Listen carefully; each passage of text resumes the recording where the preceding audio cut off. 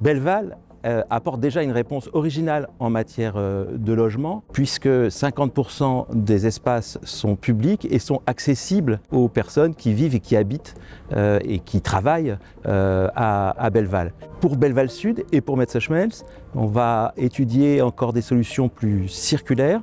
Belval Sud avec un quartier solaire qui est à l'étude. Pour Messerschmelz, le projet Symbiosis qui réfléchit à une utilisation circulaire de l'eau et de l'énergie, où on devrait atteindre des ratios beaucoup plus importants en termes de circularité et de durabilité.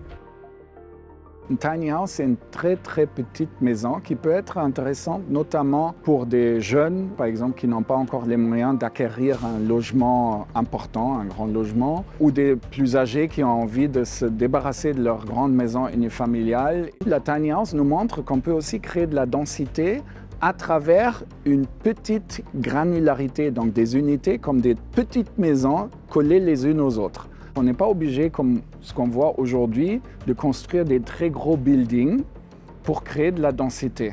Et Christian Bauer, notamment à Steinzel, il a repris ce principe-là. Il a même poussé à l'extrême avec un anthrax de chaque maison de 4 mètres. Il a créé une certaine densité. Il a pu réduire aussi les coûts et surtout l'emprise au sol de l'architecture. Avant de parler des coopératives, il faudrait d'abord regarder la production actuelle en termes de logements au Luxembourg. Donc on a aujourd'hui finalement que 3 types de logements. Soit les logements produits par les promoteurs, soit les logements produits par les particuliers, généralement des maisons qu'ils utilisent eux-mêmes, soit des logements produits par la main publique, donc soit les communes, soit les sociétés de logement public. On a des très beaux exemples de coopératives où on voit des espaces partagés, mutualisés, comme des potagers ou des appartements de hôtes ou des cuisines partagées. Les membres ne sont pas propriétaires de leur logement, ils sont membres de la coopérative qui elle-même est propriétaire des logements. Et puisque ce n'est pas lucratif, ils vont se reproduire. Ils ont besoin de terrain par la main publique, donc sous des conditions préférentielles. C'est un projet résolument libéral parce que les communautés s'organisent eux-mêmes. Une étude très récente d'une doctorante, donc Céline Sema de l'Université de Luxembourg, a démontré qu'il y a finalement énormément de gens dans ce pays qui auraient envie de s'installer dans une coopérative.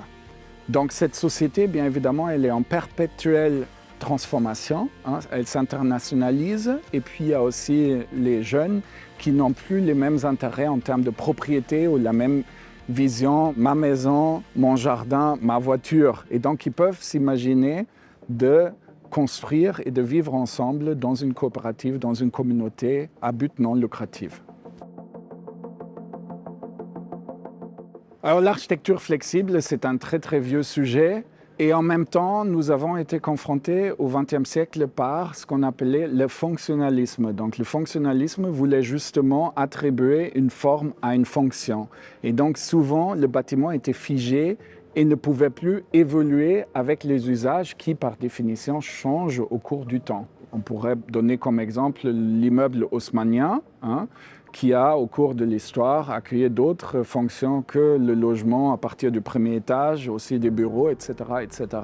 Donc c'est très important que l'architecture soit évolutive, de sorte à ce qu'elle puisse accueillir d'autres usages dans le temps, étendre la vie, donc la longévité, la vie du bâtiment, au maximum, et le bâtiment doit être conçu pour être à la fin de cette vie démontable, recyclable.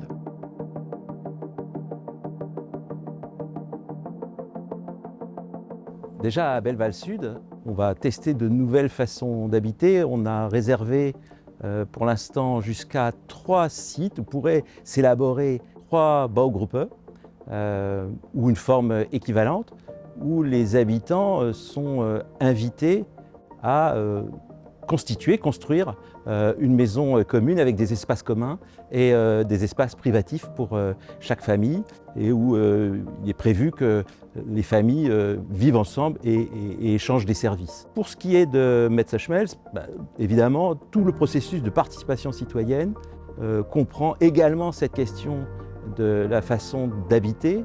Il y a des réflexions sur la densité logement, quel est le niveau de densité logement et comment l'aménager pour que ça fonctionne bien entre les personnes.